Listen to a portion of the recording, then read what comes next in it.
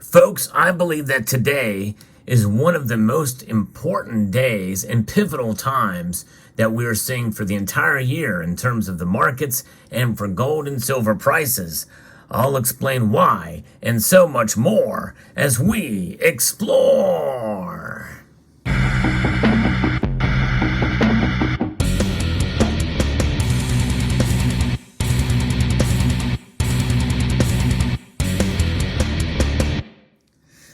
The chairman of the Federal Reserve gave a speech today, and we're going to talk about that.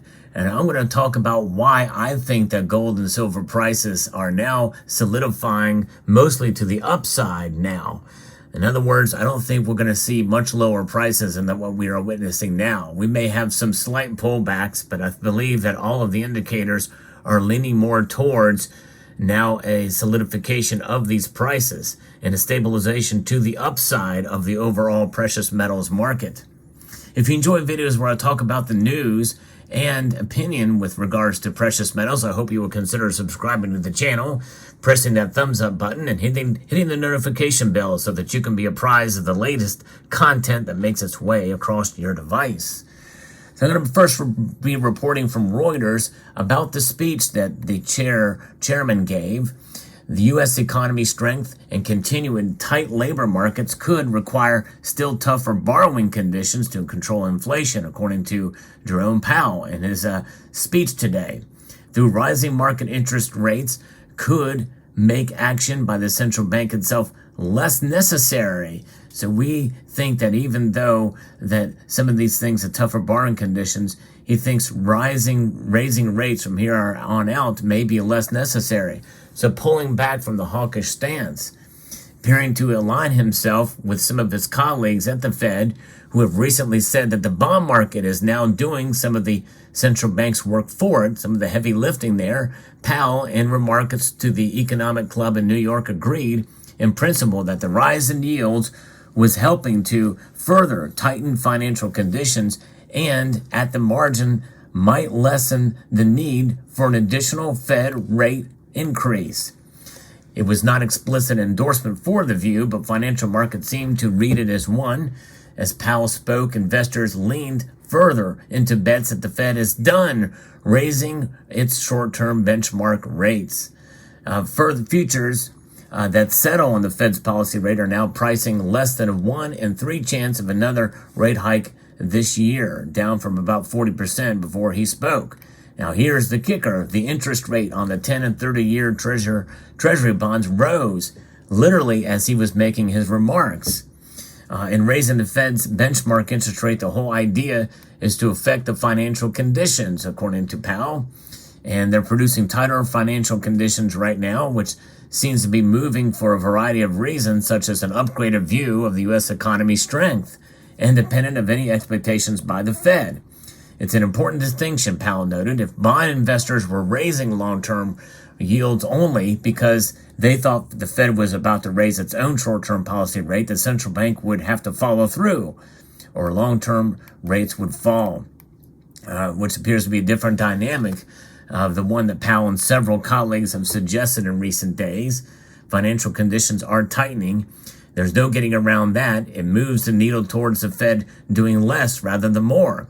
I think that's the plateau here, according to Sean Osborne, from Scotiabank. So what about this is happening here? What are people predicting here? Well, according to the meeting coming in November, there is about a 97% chance that they are going to leave rates unchanged. In other words, a solidification of an actual pause as opposed to a skip.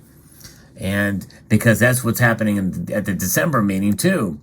There is a 69% chance, up from 68% just hours ago, where only 29% say that they're going to raise rates. Now, for the first time in quite a while, both months see some indications, at least a very, very small percentage, a 2.8% chance that the Fed may actually cut by a quarter point.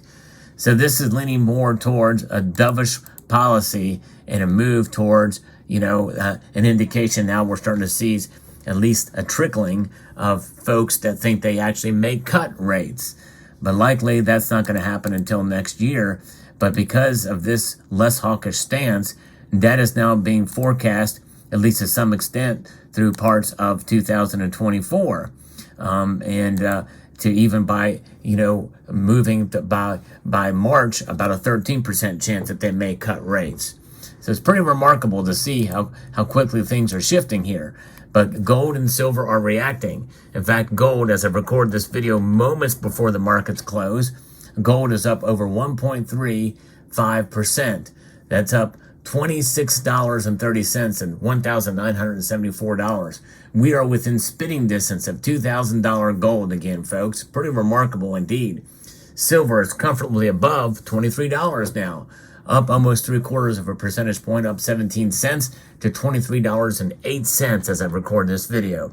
Platinum is also up as well, and palladium is the only metal that's down as I record this video. It's pretty amazing. Now, looking back, we also have an article from investing.com. Gold prices have seen a significant surge this week, driven by escalating tensions in the Middle East and indications from Jerome Powell about a possible pause in rate hikes. And the ongoing conflict in Gaza, characterized by Israel's aggressive airstrikes and backed by global leaders, including U.S. President Joe Biden and British Prime Minister Rishi Sunak, has played a key role in the price increase. The geopolitical instability has contributed to the bullish trend in the precious metals market. Now, keep in mind, Benjamin Netanyahu has predicted that it's going to be a long stay in Gaza. It's going to be a long war. It's not going to be easy, which means that tensions will remain in place even as that conflict would be well underway. We're already starting to see tensions with Hezbollah to the north in Lebanon, and with more and more threats coming directly from Iran, who backs Hezbollah. And that could widen the war and possibly involve other Middle East participants in this. If it were to widen, or if there's other false reports, such as we saw with the hospital, which was purely intended to try to widen the conflict by major media outlets, sadly. But it's going to be that type of thing. It's going to be war based off of misinformation largely, which is going to drive some of this stuff, which we've seen all too much and time again. Propaganda and war is something that has been quite paramount, as championed by Joseph Goebbels in World War II. Nonetheless, there is propaganda that's certainly on both sides that could heat up and certainly escalate this, which is unfortunate, but that's the world we live in. But my hope is that we don't go there, but nonetheless, that's what's driving these prices up. And I think those tensions are not going to go away through the end of the year, which means that likely we're going to see higher prices rather than lower prices through the end of the year, which is not that far off, by the way. But here we are. Despite this recent surge, TD Securities anticipates an imminent buying exhaustion. It suggests that deteriorating U.S. data could stimulate interest in gold, with a potential recession driving prices beyond $2,100. I don't see that until maybe next year. I did do a video about how we could see $2,100 coming in 2024. That's certainly that is in the realm of possibility strongly.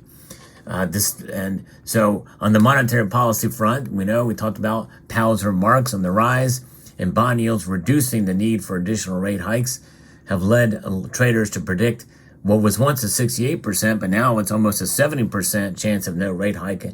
We're leading into the coming months here. The shift in expectations has further supported gold's upward trajectory.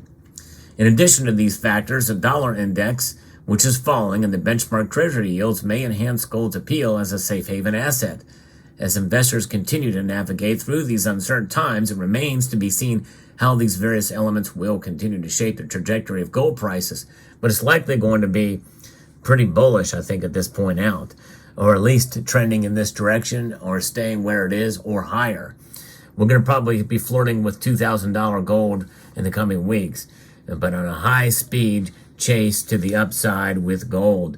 Who knows? But I tell you what, I think that if the bond market gets too heated, what will that do to gold and silver? Let me know what your thoughts are in the comment section below about the news of the day and about the bond market. potentially becoming overheated. That'd be quite interesting development to see if that occurs. But there's so much going on. There's so much volatility in pretty much everything, everywhere these days, not just geopolitically, but domestically too, in many nations around the world, not just the United States, but there's a lot of things heating up on the socio-political front and geopolitics and the like. But nonetheless, gold is that ultimate safe haven. In fact, its performance is far better than silver's today. Silver, though it did move up, and mainly is barely trailing gold. Where does that leave the gold to silver ratio? That leaves the gold to silver ratio now at 85.87. That's close to 86 to 1. So higher prices, but yet a widening gold to silver ratio is quite intriguing indeed. But I think that silver will be dragged along with, or pushed or pulled along with gold to the upside, though it still may struggle as it tries, as there is this move and prediction that I've made of $28 silver by the end of the year. I'm sticking with it. We'll see if it gets there or not. I very well could be wrong again, but I think we're going to probably see silver and gold stay where it is or continue to be in an upwards direction through the end of the year. Let me know what your thoughts are. Am I completely wrong on that? This is a little mini prediction of where I think the markets are, but I think that today is important because likely we're not going to see any more rate hikes. That we pretty much can just wipe those away and keep things kind of stay where it is now, and maybe even a potential that the Federal Reserve may pull back and just not do anything. In other words, we're at the beginning of an actual pause as opposed to a skip now. Let me know what your thoughts are in the comment section down below. Hope you found this video informative, insightful, and educational. I'd like to extend a multitude of gratitude to each and every one of you for watching, and to encourage you to please rate, share, comment, and subscribe.